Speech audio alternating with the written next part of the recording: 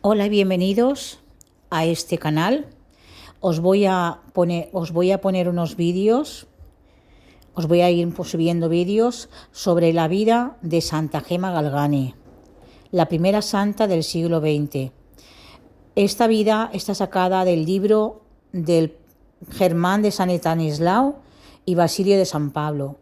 De los libros que he leído yo, este es el más completo, el que más habla sobre la vida de Santa Gema. Y como sé que hay muchísima gente de vosotros de fuera, de otros países, que tenéis muchísima devoción, pues bueno, vamos a comenzar con la lectura para que podáis meditar y podáis escuchar la vida de nuestra querida Santa Gema Galgani.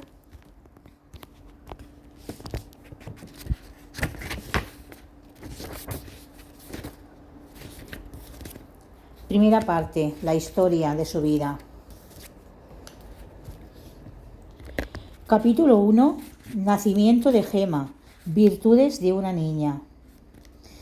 1878-1886. Nacimiento y bautismo. Camigliano, aldea de Toscana, en el distrito de Lucca, fue la cuna de la angelical Virgen, cuya vida trato de describir. Gema vio la luz primera el día 12 de marzo de 1878. Don Enrique, el farmacéutico de la localidad, y doña Aurelia Landi fueron sus padres, ambos cristianos de sólida piedad y personas acomodadas. De su matrimonio tuvieron 8 hijos, 5 varones y 3 hembras. Gema fue la cuartogénita. Según la costumbre en padres verdaderamente cristianos, nuestros buenos cónyuges tuvieron especial cuidado de que a sus hijos no se les retratase la gracia bautismal. Por eso, al día siguiente de su nacimiento, ya los querían ver regenerados en Cristo por medio del sacramento del bautismo. Así sucedió con Gema, la cual el día 13 de marzo, a las 24 horas de nacida, fue llevada a la iglesia de San Miguel de Camigliano y bautizada por el párroco don Pedro Chirici. No sin particular disposición de la providencia, parece que fue escogido el nombre que en la sagrada fuente se le impuso, pues esta niña debía más tarde hacer ilustre el apellido de la familia, con la grandeza de sus virtudes, y cual refulgente piedra preciosa resplandeciera en la Iglesia Santa de Dios. Acerca de la imposición de este nombre hubo una ligera discusión en la familia. Quería se lo impusieran a la niña don Carlos, médico militar y tío paterno de Gema, en tanto que se oponía a ello doña Aurelia.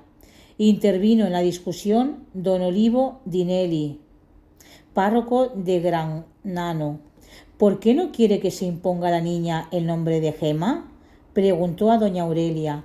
Pero, ¿y no servirá de entorpecimiento para que esta niña vaya al cielo el que no haya santa alguna con ese nombre?, replicó la madre, ignorante de que hubiera en España una Santa Gema, virgen y mártir, y aún en Italia Santa Gema de Goriano Sicoli. Muchas gemas hay en el cielo, observó el párroco, añadiendo como inspirado: esperemos que también esta niña sea algún día una gema del paraíso. Se tranquilizó la delicada conciencia de doña Aurelia, por lo que al día siguiente era bautizada la niña con los nombres de Gema Humberta Pía. El párroco que la bautizó, don Pedro Chirici, tuvo al cabo de 55 años la satisfacción de asistir a la solemne beatificación de esta su bautizada. De la casa al colegio. En verdad que como valiosa joya la conservaron esos afortunados padres todo el tiempo que vivió en su compañía. A sus ojos fue Gema la primera entre sus hermanos, hasta el punto de parecer que para ella se reservaba el más intenso y afectuoso cariño. Por eso mismo alguna vez se oyó decir a su padre: solo tengo 2 hijos, Gema y Ginés. Ginés era el tercero por orden de nacimiento, ángel de pureza e inocencia. Fue émulo de la virtud de Gema, por lo cual mereció conquistarse el segundo puesto en el afecto paterno. Apenas transcurrido un mes desde el nacimiento de esta querida hija, el solícito padre, para proveer mejor a la educación de todos sus hijos, determinó trasladarse con toda su familia a Lucca, donde estableció su domicilio y farmacia. Vivían en dicha ciudad dos buenas y honradas hermanas, Emilia y Elena Ballini, que regentaban con mucho crédito una escuela privada de párvulos para niños y niñas de modesta posición, titulada Jardín de la Infancia. A esas maestras había conocido don Enrique Galgani en su pueblo natal, de Porcari, cuando en su juventud vivía allí con su padre, don Carlos, doctor en medicina. De aquí el que al trasladarse a Lucca no dudara confiar a dichas señoras sus queridos hijos Ginés y Gema. Esta, que solo contaba por entonces 3 años, fue alumna de tan excelentes maestras por espacio de 5. Permanecía diariamente en la escuela desde la mañana hasta el atardecer, hora en que regresaba a la casa paterna, situada por entonces en la vecina calle de los Borgi. Desde que con la piedad aprendió Gema los primeros rudimientos de las letras y de los quehaceres domésticos, sobresalió siempre como niña inteligente y virtuosa. En una relación escrita por aquellas buenas educadoras, algunos años más tarde, se halló escrita en los siguientes términos su admiración por Gema. Solo contaba 3 años la querida Gema, cuando nos la confió su padre. Desde dicha edad mostró una inteligencia tan precoz que parecía haber ya llegado al uso de razón. Era formal, reflexiva, reposada en todos sus trabajos, sobresaliendo aún entre sus compañeras bastante mayores. Nunca la vimos quejarse ni altercar, sino que siempre aparecía su rostro en calma y sonriente. Ya se le acariciase, ya se la riñese, siempre se la veía la misma. Su respuesta era una modesta sonrisa, en tanto que sus gestos manifestaban serenidad imperturbable. Con todo, su temperamento era vivo y ardiente. En todo el tiempo que tuvimos la satisfacción de tenerla entre nosotras, nunca tuvimos necesidad de castigarla, puesto que respecto a sus menudos defectillos inevitables en tan tierna edad, bastaba una ligera reprensión para que se la viese al punto componerse y amoldarse al reglamento. Venía entonces a la escuela con 2 hermanos y 2 hermanas, sin que la viéramos jamás disputar con ellos. Antes les cedía con toda el alma las mejores frutas de su merienda, privándose de ellas. Respecto a la comida en común, con todo se daba por contenta, siendo la perenne sonrisa que se dibujaba en sus labios la expresión de su queja o aprobación. Era asidua en el trabajo y aprendía muy pronto lo que se le enseñaba, aunque fueran materias superiores a sus años. Por todas estas raras cualidades, en una niña de tan cortos años era muy querida en la escuela, no saciándose con sus compañeras de estar a su lado. Predilecta del padre.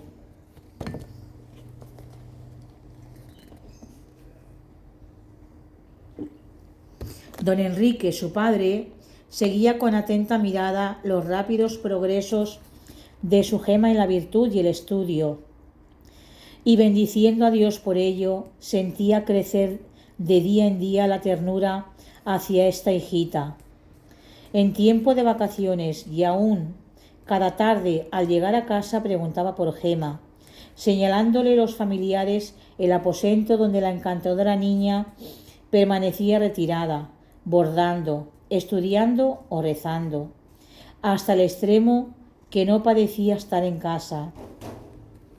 Cuando por necesidad tenía que ausentarse de casa, don Enrique, y aun cuando meramente salía de paseo a la ciudad o al campo, no sabía hacerlo sin llevarse consigo a su hija predilecta. Y en estas ocasiones los comercios mejor surtidos habían de proveerla de vestidos y juguetes, y los mejores hoteles de toda suerte de comunidades. Cierto que no es de alabar semejante parcialidad en un padre, aun en el caso de ser justamente merecida, por los celos y sinsabores que de ordinario originaba. A la misma Gema, que demostró tener rectitud de corazón desde la cuna, le desagradaba el proceder de su padre, pues aún no viendo ni sombra de celos en sus hermanos, ya que todos la querían mucho, se resistía fuertemente, quejándose y protestando de que no merecía ni siquiera ni quería semejantes distinciones, y si no lograba evitarlas, el disgusto le obligaba a deshacerse en lágrimas. Gema y su madre. El amor que a Gema tenía a su madre era de muy distinto temple del que lo profesaban su padre y los demás miembros de la familia, aunque no por eso era menor ni menos intenso. Doña Aurelia no solo era una buena cristiana, sino una verdadera santa, dechado perfecto de madres cristianas. Entre todos los hermanos, Gema aparecía como la que mejor recibía sus lecciones y con mejor talante recitaba las oraciones que le sugería. Una de las primeras prácticas de piedad que le enseñó doña Aurelia fue la de rezar todos los días 3 Avemarías con las manos bajo las rodillas a la Inmaculada, suplicando la gracia de conservar intacta la santa pureza. Gema se comprometió a ella, siendo fidelísima en cumplirla hasta la muerte. Cuando doña Aurelia no podía acompañar personalmente a Gema en el rezo de las oraciones que le tenía recomendadas o realizar las visitas al templo que deseaba, se servía de alguna de las muchachas de servicio. Asegura una de estas que Gema era aficionadísima a rezar oraciones. Terminaba, por ejemplo, el Padre Nuestro que le había sugerido el ángel de la guarda cuando vuelta hacia ella le preguntaba con toda ingenuidad: «Ahora, ¿a quién debo rogar? ¿A quién he de rezar el Padre Nuestro?». Cuando la muchacha se ponía a referirle alguna anécdota edificante, fijaba en ella ansiosamente los ojos y le decía: «Cuéntame, cuéntame». Acostumbrada a esa vida de oración en el hogar, la seguía con espontaneidad fuera de él.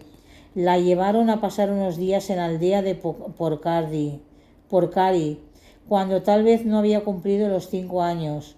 Cierto día la sorprendió su abuela paterna en fervorosa oración ante un cuadro del Inmaculado Corazón de María. Embelesada ante tan tierno espectáculo, llamó a su hijo Carlos para que también lo gozase. «Gema, ¿qué estás haciendo?», preguntó éste. «No estoy rezando el Ave María. Salíos que estoy en oración». «Estoy rezando el Ave María. Salíos que estoy en oración». No osaron desatender tan ingenuo mandato. Amaba doña Aurelia tiernamente a sus hijos y con predilección a Gema, en la que, según decía, veía mejor que en los demás la gracia de Dios. En efecto, hacía ya mucho tiempo que la gracia divina estaba obrando en aquella alma, según claramente se veía por su índole buena y sumisa, por su amor al retiro, por su desvío hacia los vanos entretenimientos y por cierto porte distinguido impropio de la sociedad infantil, por lo cual, conociendo como conocía sus deberes, doña Aurelia, en vez de desahogarse en inútiles manifestaciones de afecto sensible, tomó con empeño el cultivo de los gérmenes, lo que muy pronto juntó a los afanes de madre los de directora espiritual. La misma Gema, llena de remordimiento para con Dios, que tal madre le había dado, recordaba frecuentemente los recursos que había empleado en aquel magisterio, declarando que únicamente a su madre era deudora del conocimiento del Supremo Hacedor y de su amor por la virtud. Son por demás emocionantes los primeros recuerdos que Gemma conserva a este respecto. Comienza así la autobiografía o libro de los pecados, como ella lo denomina, escrito más tarde por mandato del padre Germán. De lo primero de que me acuerdo es de que mi mamá, cuando era pequeñita, de menos de 7 años, acostumbraba a cogerme muy a menudo en brazos y llorando me repetía: he suplicado mucho a Jesús que me diese una niña. Me ha consolado, es verdad, pero bastante tarde. Yo estoy enferma, repetía, pronto moriré y te tendré que dejar. Si pudiera llevarte conmigo, ¿vendrías? Yo apenas me daba cuenta de nada y lloraba, porque veía que la mamá lloraba. ¿Y a dónde iremos?, le preguntaba. Al cielo con Jesús y con los ángeles. Suspirando por el cielo. Fue mi mamá, padre mío, la que comenzó desde que era pequeña a hacerme suspirar por el cielo. Nadie ignora lo muy desagradable que a los niños les es oír sermones y recitar preces vocales, pues les cuesta fijar su atención, siendo en cambio inclinados a las diversiones y pasatiempos. Mas esto no puede decirse de la pequeñita Gemma, porque desde los primeros años hallaba su placer en los ejercicios de piedad. Por esto nunca se cansaba de escuchar ni de rezar, hasta el punto de que cuando su madre, fatigada o para atender a los ciudadanos domésticos, suspendía los ejercicios, la niña se asía de sus vestidos diciéndole: «Mamá, háblame un poco más de Jesús». Cuanto mayor seguridad tenía la piadosa señora de que su muerte se aproxima, tanto más empeño ponía en la educación religiosa de sus hijos. Todos los sábados, si no podía ir ella en persona, los hacía conducir a la iglesia para que los mayorcitos se confesasen, aunque algunos, como Gemma, no alcanzase la edad de 7 años, porque deseaba que desde pequeñitos se acostumbrasen a frecuentar tan saludable sacramento. Ella era quien los preparaba, y al ver, cuando Gemma regresaba, la formalidad y el cuidado que ponía en todos los actos religiosos, así como el profundo disgusto que experimentaba por las pequeñas faltas cometidas, no podía menos de echarse a llorar la piadosa madre al considerar el tesoro que le había confiado Dios. La enfermedad de doña Aurelia era la tuberculosis, que hacía 5 años venía minando su existencia. Apenas los médicos la reconocieron, se intimó a los niños la absoluta prohibición de acercarse a la cama de la enferma. Gemma se entristeció en el alma al ver que de repente la separaban de aquella a quien amaba como madre y maestra. ¿Quién, decía llorando, me estimulará a rogar y amar a Jesús, apartada de mi mamá? Tanto fue lo que lloró y suplicó, que al fin consiguió que se hiciese con ella una excepción. Fácilmente supondrá el lector el uso que haría la fervorosa niña de la licencia concedida. Abusó tanto que, reflexionando más tarde, hubo de arrepentirse de ello, considerando que había desobedecido por dejarse llevar de su capricho. Lo que hacía alrededor de aquel lecho nos lo dice ella misma. Me acercaba a mamá, me arrodillaba a la cabecera de su cama y allí oraba. Sublime instinto en una niña que no tenía aún 7 años. Huérfana de madre. El momento de la separación se acercaba. La enferma, aunque exteriormente no lo padecía, se agravaba por instantes y a pesar del próximo fin se mostraba solícita del bien espiritual de sus hijos. Gema, aunque de tierna edad, tenía capacidad suficiente para ser admitida a la confirmación. ¿Qué cosa mejor puedo hacer antes de morir?, decía su madre interiormente, ¿que confiar esta niña al Espíritu Santo? Cuando yo falte, sabré a quién la he dejado. Había principado a prepararla y enfervorizarla para que recibiese dignamente este sacramento, pero así todo hacía que por las tardes fuese una maestra a perfeccionar su obra. Y cuando estuvo dispuesta, a la primera ocasión que se presentó, la niña fue llevada a la Basílica de San Miguel in Foro, donde administraba la confirmación el señor arzobispo don Nicolás Gilardi. Emociona el relato que nos ha dejado la santa de esta ceremonia, que vino a constituir más adelante uno de los más vivos y dolorosos recuerdos de su infancia. Fui confirmada el 26 de mayo de 1885, pero llorando, porque después de la ceremonia quien me acompañaba quiso oír misa y yo temía que mamá muriese sin llevarme también a mí. Escuché a la buena la misa, rogando por ella. De repente una voz me dijo al corazón: ¿quieres dármela, mamá? Sí, respondí, con tal de que también me lleves a mí. No, respondió la acostumbrada voz, dame de buena gana a tu mamá. Tú debes quedar por ahora con papá, te la llevaré al cielo, ¿entiendes? ¿Me la das con gusto? Tuve que responder afirmativamente.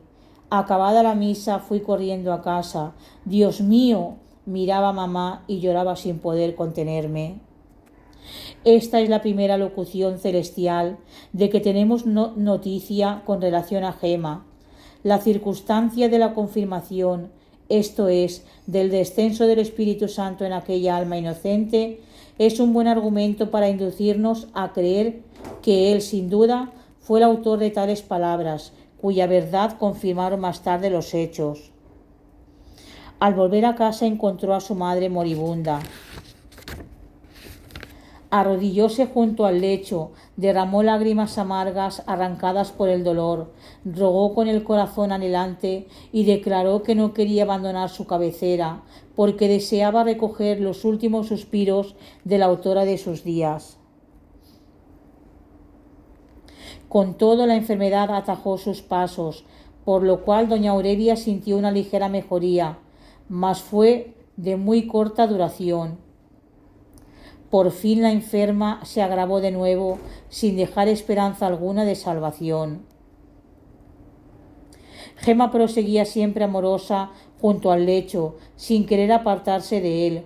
Vivía materialmente pegada a aquel lecho del dolor, tanto para alivio de su madre, de la que se había convertido en pequeña enfermera, como para vigilar en su inocencia de 7 años, que no partiera sin ella para el paraíso.